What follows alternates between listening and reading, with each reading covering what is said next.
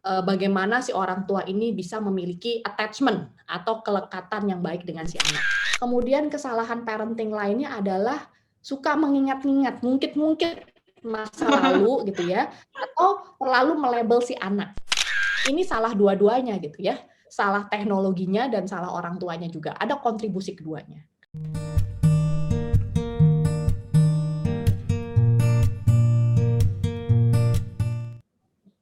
Hai pemirsa Gindo, berjumpa lagi dengan saya Cynthia. Saat ini saya akan bersama dengan Ibu Denrits Suryadi, psikolog kita yang pasti udah terkenal lah.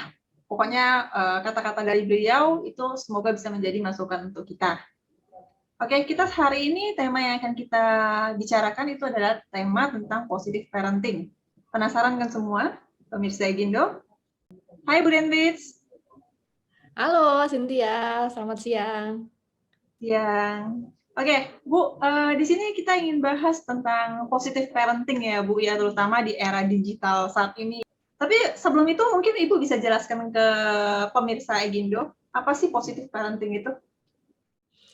Iya, sebenarnya kan kalau dari kata pengasuhannya sendiri kan artinya, ini adalah pola perilaku yang konsisten dari waktu ke waktu, kemudian ada penerapan dari orang tua, kemudian juga ada unsur bagaimana cara orang tua untuk membimbing dan juga mendampingi anak-anaknya melalui masa perkembangan. Nah, itu kan pola asuh ya.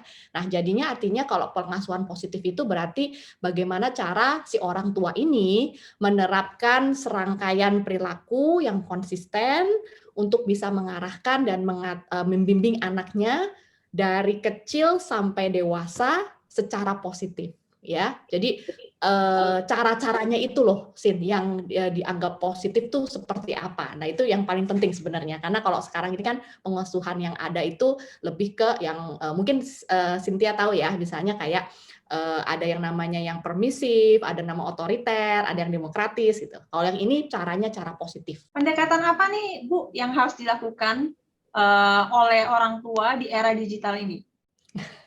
Iya, pastinya kalau di zaman digital seperti ini, makanya pola pengasuhannya itu harus jauh berbeda. Karena yang diasuh oleh orang tua zaman sekarang juga adalah anak-anak generasi milenial, ya. Mereka sangat akrab dengan gadget, dengan teknologi internet, gitu ya.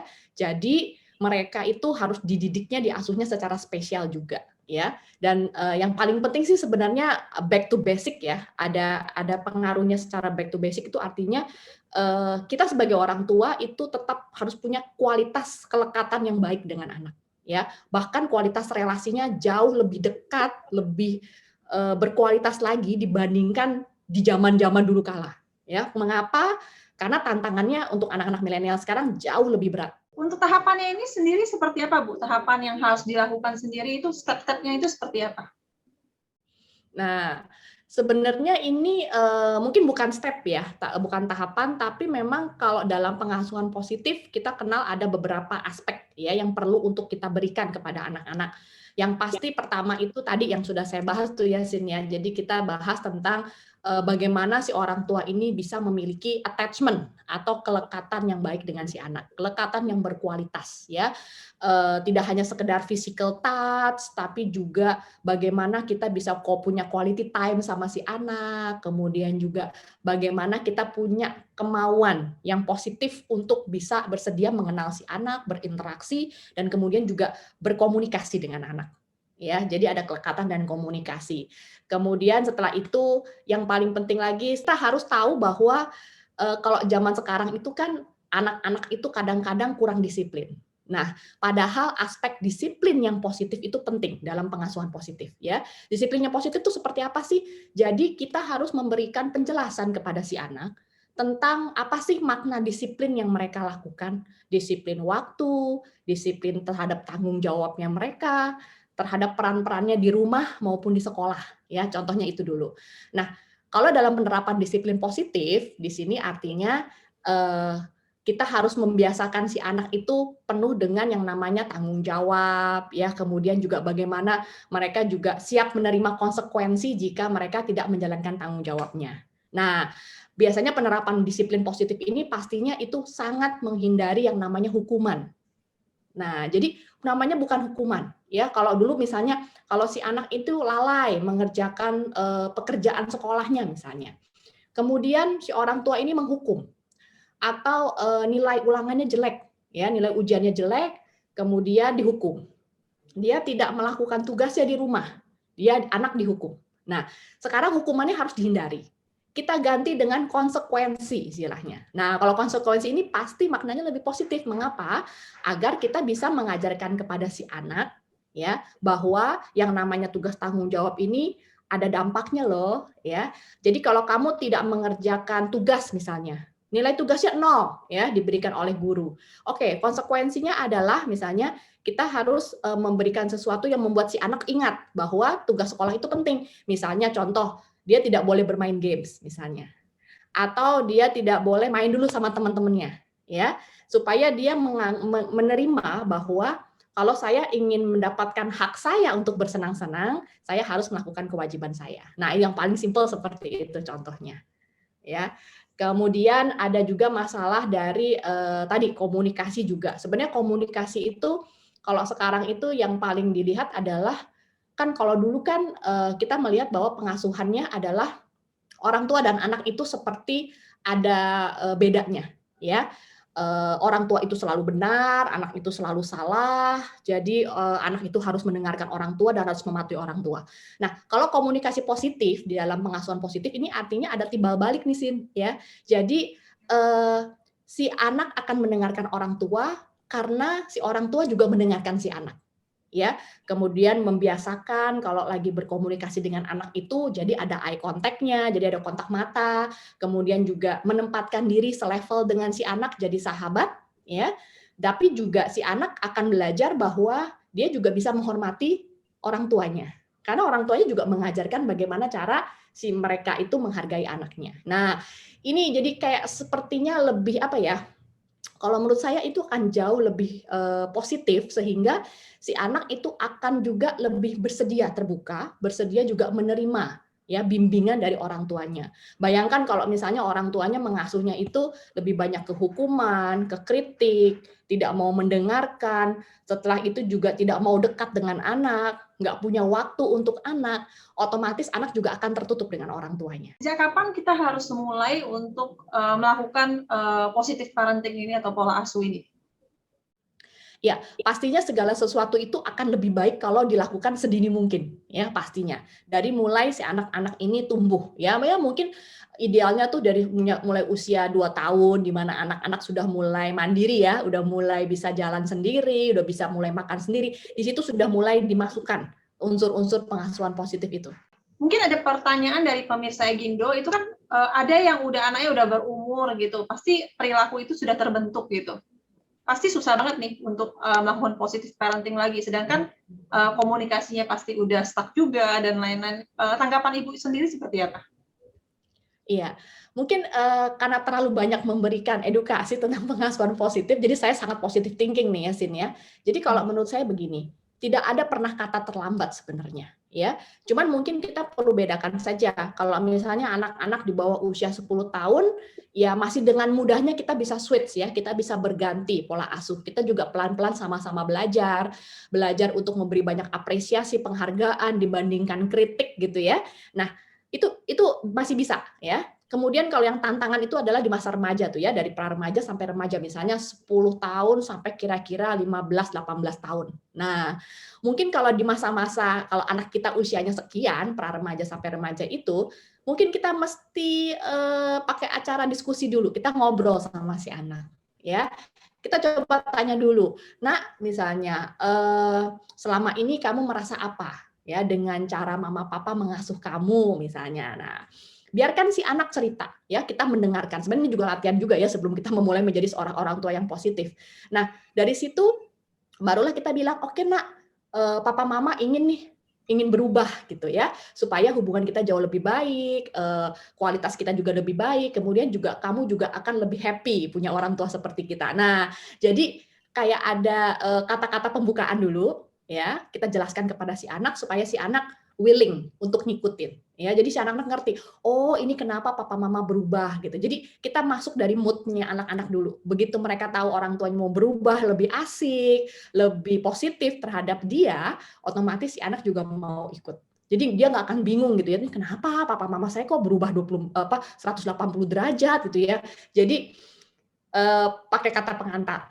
Nah, jadi dibedakan ya, mungkin itu yang bisa dilakukan. Tapi yang pasti meskipun kita seterlambat apapun, kalau kita mau membuat sebuah perubahan, saya optimis kita pasti bisa. Gitu sih. Ya, mungkin dari pemirsa mungkin udah mikir, aduh, ada istilah mungkin gampang sih kalau misalnya kita bicara, cuman kan penerapannya pasti nggak gampang. Itu butuh waktu berapa lama ya untuk maksudnya ngerubah perasaan anak gitu? Kan nggak bisa otomatis langsung berubah gitu. Ya, betul banget sih. Ya, ini sih memang wajar ya, normal ya, karena manusia juga pasti perlu perubahan, ketika menghadapi perubahan pasti ada adaptasi juga. Yang pasti tadi ada informasi terlebih dahulu, kemudian kita harus tahu dulu kata hatinya si anak-anak seperti apa, perasaan mereka, pendapat mereka gitu ya, supaya kita mesti tahu kalau oh selama ini pola asuh saya seperti ini loh ya, sebegitu parahnya kah sehingga anak saya sangat negatif terhadap saya atau sangat merasa tidak nyaman dengan orang tuanya sendiri. Nah, dari situ kan sebenarnya ya kita bisa menduga-duga nih, kira-kira saya perlu berapa waktu, berapa lama ya. Biasanya sih yang paling cepat itu sekitar 6 bulan sebenarnya ya, Sin ya. Mungkin 3-6 bulan itu yang paling cepat. Dan memang kalau untuk anak-anak di bawah 10 tahun itu jauh lebih cepat adaptasinya ya, karena mereka masih lebih mudah terbuka, masih nggak terlalu banyak dendam. Ya beda ya kalau sama remaja kan udah banyak unsur-unsur informasi, dia gabung-gabungin, dia banding-bandingkan dengan temannya. Tapi kalau di bawah 10 tahun sih cepet lah, 1-2 bulan harusnya udah mereka lama-lama terbiasa. Ya, kalau untuk remaja mungkin lebih lama sedikit, 3-6 bulan gitu ya. Ada mungkin beberapa hal kalau misalnya perbedaan pola asuhnya sangat ekstrim dari dulu dan sekarang, bisa jadi si remaja ini akan lebih sulit beradaptasi ya, mereka mungkin bingung, mereka juga merasa ada sesuatu yang salahkah gitu ya. Tapi makanya saya bilang kalau dimulai dengan informasi di depan, ada pembukaan dulu nih dari kita para orang tua, biasanya anak-anak bisa langsung, oh saya paham, oh oke saya senang, oh saya menghargai usaha papa mama misalnya begitu ya. Dan biasanya kalau udah yang ada orang tua yang ada si parents sih yang memang dia merasa bahwa saya tuh dulu parah banget ya, saya tuh dulu jahat banget ya jadi orang tua. Tapi begitu dia ajak ngobrol anaknya, si orang tua ini sampai akhirnya minta maaf kepada anaknya. Nah, ini sebenarnya awal yang bagus. Kualitas relasi mereka sekarang jauh lebih baik karena sudah ada kata maaf ya. Jadi si anak itu merasa bahwa oh orang tuanya itu ternyata tidak sesombong dan tidak sejahat yang dia pikirkan. Nah, itu juga bisa sih sebenarnya diterapkan. Menurut Ibu sendiri, parenting pola asuh ini lebih ke ayah atau lebih ke ibu? Mungkin ada istilah kadang-kadang mikirkan ibu lebih banyak di rumah daripada ayah, sedangkan ayah harus bekerja ataupun keduanya bekerja. Gimana, Bu? Oke, yang namanya pengasuhan itu sebenarnya semua pakai kata orang tua, ya. Jadi pastinya dua-duanya ayah ibu. Meskipun tadi catatannya meskipun si ayah lebih kurang waktu ya karena bekerja atau si ibu yang lebih sibuk bekerja atau kedua-duanya. Mengapa? Karena si anak-anak kan tetap merasa bahwa sebenarnya tokoh utama mereka itu kan ayah dan ibu, ya. Mereka belajar bahwa mereka pun berasal dari ayah dan ibu. Jadi si ayah ibu ini harusnya seperti nggak hanya sebagai pasangan yang menikah, pasangan yang punya anak bersama, tapi juga pasangan yang satu tim. Mereka harus konsisten satu sama lain. Jadi kalau misalnya istrinya sepakat, misalnya ya si ibu sepakat, saya mau menerapkan pengasuhan positif, nggak bisa sendirian. Dia harus didukung oleh si suami, ya. Karena ketika si ibu ini menerapkan ya, misalnya contoh tadi menghindari hukuman, ya dia hanya kasih konsekuensi, dia berikan sesuatu teguran dan lain sebagainya yang nice gitu ya, yang positif. Tapi terus ketika ayahnya tahu, ayahnya menghukum, kan jadinya nggak konsisten gitu. Anak jadi bingung gitu. Nah, jadi sebaiknya memang konsep pengasuhan itu di mana-mana selalu berdua, ayah dan ibu harus ada kesepakatan dan jadi satu tim. Kalau untuk remaja sendiri nih, tadi kan untuk anak-anak di bawah 10 tahun, kalau untuk remaja sendiri dari 10 tahun yang di era digitalnya cuma taunya game dan game. Tiap hari ingatnya cuma game gitu. Disuruh apapun, game dulu ya. Itu positif parenting yang seperti apa yang harus kita lakukan? Iya, ya ini mungkin banyak banyak trik-triknya sebenarnya ya. Jadi kalau dalam pengasuhan positif itu kita melihat bahwa lebih banyak unsur psikologinya nih, Sin, ya. Kalau sekarang kan psikologi itu kan banyak sekali ya dipahami oleh masyarakat bahwa, oh kalau saya pakai teknik seperti ini gitu ya, secara psikologis anak saya itu bisa mau punya inisiatif, mandiri dan sebagainya tuh dengan lebih baik. Ya itu betul gitu ya. Jadi kalau di pengasuhan zaman dulu, khususnya biasanya ibu ya, itu kadang-kadang lebih suka ngomel. Kemudian kesalahan parenting lainnya adalah suka mengingat-ingat, ngungkit-ngungkit masa lalu gitu ya, atau terlalu melabel si anak. Ya, misalnya contoh, si anak ini kalau apa-apa tuh selalu berantakan. Jadi kita selalu ngatain dia si jorok misalnya, atau kita ngatain ini si ceroboh, atau kita berikan label kepada dia bahwa kamu tuh emang anaknya nggak bisa diatur misalnya. Kamu tuh emang anaknya tuh nggak bisa rapi. Nah itu kan kadang-kadang label. Nah jadi kadang-kadang ketika kita sedang ingin memberikan pelajaran, kita ingin mengajarkan kepada si anak untuk bisa tertib ya kayak tadi ya, nggak cuma main game, ada inisiatif, mereka mau melakukan tugas-tugas tanggung jawabnya tanpa harus disuruh misalnya ya. Nah itu sebenarnya kita masih fokus ke perilakunya mereka. Ini paling contoh yang paling gampang. Anak-anak remaja itu biasanya paling males beresin kamar, ya. Paling males beresin ranjang misalnya, yang paling simpel. Kadang-kadang orang tua ya, kalau kesalahan kita yang dulu adalah kita sering bilang begini, "Duh, Nak, kok kamarnya berantakan sih? Kamu mah jorok banget sih." Nah, ya, kamar berantakan dikaitkan dengan kamu orangnya emang jorok sih. "Aduh, mama mah pusing bla bla bla bla," ngomel. Ya. Nah, si anak coba ya bayangin. Bayangkan kalau kita jadi si anak, yang ada kita jadi kesel karena kita dianggap jorok, intinya kita langsung di-label oleh orang tua. Padahal sebenarnya kan kita hanya ingin tujuannya, ingin anak ini membereskan kamarnya sendiri tanpa kita suruh, ya, membereskan kamar dengan inisiatif sendiri. Jadi sebenarnya yang perlu kita ingatkan adalah, "Nak, beresin ranjang ya, jangan lupa." Kita hanya fungsinya sebagai reminder, bukan tukang ngomel. Nah, ini yang jadi dalam pengasuhan positif kita hanya fokus pada perilaku yang ingin kita ubah, bukan anaknya. Kita kalau udah dikritik dulu, pasti kita malas untuk berubah. Ya, kenapa? Karena kita merasa percuma saya berubah, karena saya tetap akan di-label seperti itu. Nah, buat anak-anak remaja akan lebih cocok kalau ya seperti tadi, gitu kita fokus pada perilakunya. "Nak, jangan lupa ya bereskan kamar ya, udah bau tuh," gitu misalnya. Atau misalnya, "Waduh, kamarnya berantakan nih," gitu. "Nanti jangan lupa diberesin ya, Nak." Jadi fokus ke kamarnya, bukan ke anaknya, ya. Karena kan betul ya, kalau kita udah disinggung secara pribadi, otomatis kita pasti udah tersinggung, habis itu kita udah males ngapa-ngapain. Itu remaja kayak seperti itu, kira-kira begitu. Kalau untuk pola asuh zaman dahulu kala dengan zaman sekarang di era digital itu masih bisa digunakan nggak sih secara overall gitu? Jadi memang kalau dalam pengasuhan positif ini yang paling pertama ditekankan nih sebenarnya di awal sebelum kita mau berubah pola asuhnya terhadap anak-anak milenial ini, kita mesti mikir dulu, kita mesti aware dulu. Dulu saya diasuh seperti apa ya? Gitu ya.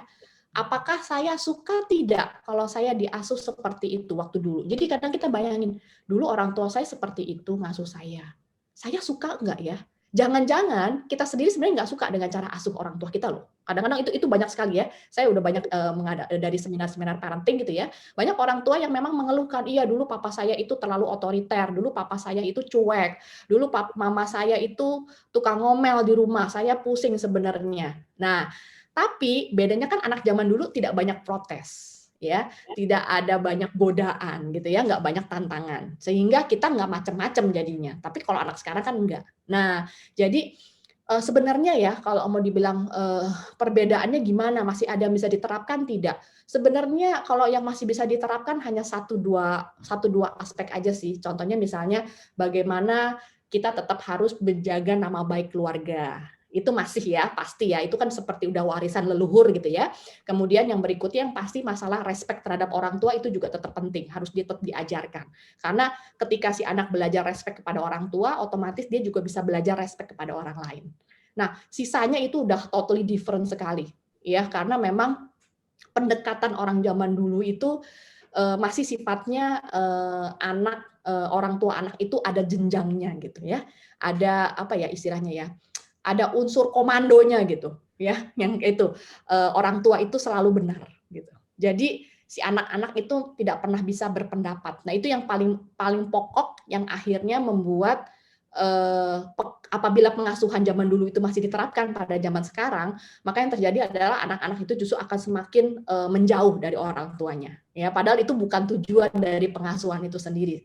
Ada anggapan dari masyarakat kalau misalnya anak era milenial ini atau era digital ini itu lebih membangkang, mungkin lebih arogan atau lebih suka bandel terhadap orang tua. Ini ada yang bisa menyalahkan ini mungkin salah orang tuanya. Apa itu memang salah orang tuanya atau teknologi? Gimana ini? Kalau tanggapan Ibu secara psikologi gimana nih? Iya, kalau dilihat dari real case-nya, sebenarnya ini salah dua-duanya gitu ya. Salah teknologinya dan salah orang tuanya juga. Ada kontribusi keduanya. Kenapa? Karena memang anak-anak zaman sekarang itu ya sudah pasti kenapa mereka lebih arogan, lebih sok tahu ya, kesannya seperti itu karena memang mereka punya akses informasinya kan sudah luar biasa gitu ya. Kalau zaman dulu mau telepon aja susah gitu. Kalau mereka sekarang mau makan aja cuman di atas ranjang aja mereka udah bisa pesan makanan. Ya, itu udah sangat perbedaan yang sangat berbeda, sangat jauh sekali. Nah, dari situ sudah terlihat bahwa si anak-anak ini zaman sekarang ini dengan sangat mudah bisa mendapatkan apa saja, mereka bisa tahu apa saja. Terlebih sekarang akses ke dunia itu kan jauh lebih luas. Bahkan banyak hal yang diketahui oleh anak belum tentu diketahui oleh orang tua. Nah, jadi sebenarnya itu bukan anggapan, itu faktanya memang demikian. Mereka jadi lebih banyak tahu daripada kita, ya. Kesempatan mereka mengakses, udah gitu kemampuan mereka juga sudah jauh melampaui orang tuanya ya, kalah cepet ya kalau suruh nyari sesuatu, cari keyword di internet itu pasti lebih cepat mereka. Karena mereka sudah biasa menggunakan hal-hal seperti itu. Nah, dari situlah ujung-ujungnya terlihat mereka membangkang, terlihat mereka tidak mau mengikut aturan. Padahal sebenarnya mungkin ya, kalau ada anak-anak remaja yang memang benar-benar akses informasinya bagus ya, kadang-kadang mereka sebenarnya bukan membangkang, tapi mereka mempertanyakan. Karena apa yang diberikan oleh orang tuanya dengan dunia berikan kepada mereka kok beda ya. Saya lebih bisa terima loh fakta dari luar dunia dibandingkan fakta dari orang tua saya. Kayaknya kok orang tua saya kok kuno banget ya, orang tua saya itu kayaknya otoriter ya, atau jangannya orang tua saya aduh kuper banget sih, kurang pergaulan gitu ya, masih kuno gitu ya. Nah, sehingga si anak-anak sebenarnya mungkin bukan membangkang, tapi mereka ingin berpendapat. Mereka jauh lebih speak up generasi ini ya. Nggak heran jadinya ya makanya orang tua zaman sekarang juga harus siap untuk bisa berargumen dengan anak-anak ya. Nggak boleh kuper, nggak boleh gaptek. Jadi kalau anak-anaknya ngajak ngomong sesuatu atau anak-anaknya berpendapat sesuatu, orang tua bisa menimpali. Kita bisa berkomunikasi, kita bisa diskusi supaya si anak merasa bahwa oh iya orang tua saya ternyata keren juga ya. Nah kalau udah matching gitu, dijamin komunikasinya enak, dijamin juga relasinya hubungannya juga jadi enak juga ya dalam mengasuh. Karena si anak akan respect kepada orang tuanya. Untuk prinsip sendiri apa yang harus diterapkan untuk pola asuh yang supaya lebih baik ke depannya untuk di era digital itu? Prinsip apa yang harus kita terapkan sejak saat ini? Oke, yang pasti orang tua perlu melihat ya, anak-anak sekarang itu sebenarnya akan lebih asik dibimbingnya kalau mereka itu diajak, mereka juga diikut sertakan, dan juga mereka penuh diberikan penghargaan, ya. Jadi supaya mereka tidak dianggap musuh sama orang tuanya, tidak dianggap sebagai anak-anak yang tidak tahu apa-apa, ya. Tapi ketika mereka diajak, mereka juga dilibatkan, mereka juga didengarkan, nah otomatis justru keluarga ini bisa jadi satu tim yang solid. Trik-trik khusus apa supaya orang tua di zaman era digital ini tidak lelah mental ya, atau tidak putus asa menghadapi anak-anak zaman sekarang? Sebenarnya kan sekarang keterbukaan informasi banyak, ya. Banyak komunitas-komunitas yang membicarakan tentang parenting, ya. Mungkin kalau saya sih cuma melihat kita sebagai orang tua perlu loh membuka diri terhadap informasi-informasi terbaru, banyak belajar, dan yang pasti banyak mencoba. Karena di mana-mana kenapa sih kita jadi cepat menyerah, putus asa? Karena kita sendiri stuck. kita nggak punya jalan keluar. Kita bingung bagaimana cara menghadapi anak. Tapi begitu kita dapat informasi, kita ikut seminar-seminar, ikut baca-baca edukasi banyak ya yang di media sosial. Kemudian setelah itu kita coba terapkan. Karena saya yakin begitu perlahan-perlahan kita coba terapkan, apalagi konsisten, syukur-syukur lama-kelamaan jadi kebiasaan baru, itu lama-lama kita juga nggak akan merasa putus asa. Kita nggak akan merasa sendirian, karena memang sebenarnya ini hanya masalah kita mau belajar atau tidak. Dan kalau udah begitu mencoba, biasanya kalau udah hasilnya bagus nih ya, lama-lama hasilnya positif, kitanya happy, itu lama-lama nggak akan dijadikan sebagai beban lagi. Justru malahan jadi sebuah kebiasaan baru nih. Jadi ada gaya hidup baru di dalam keluarga, yang makin bikin kita justru semakin tertarik untuk bisa lebih memahami anak kita sendiri. Thank you Bu untuk informasinya kepada seluruh pemirsa Egindo. Semoga bisa berguna dan thank you ya Bu untuk waktunya. Semoga semuanya bisa lebih semangat lah. Terima kasih kepada semua pemirsa Egindo sudah menyaksikan saya Cynthia dengan Ibu Dendrit Suryadi. Semoga apa yang disampaikan oleh Ibu Dendrit Suryadi berkenan untuk Anda semua dan bisa bermanfaat untuk mengetahui tentang pola asuh positif sehingga bisa berdampak baik untuk anak-anak di era digital saat ini. Jangan lupa ya, di like, subscribe, dan komen. Terima kasih semuanya.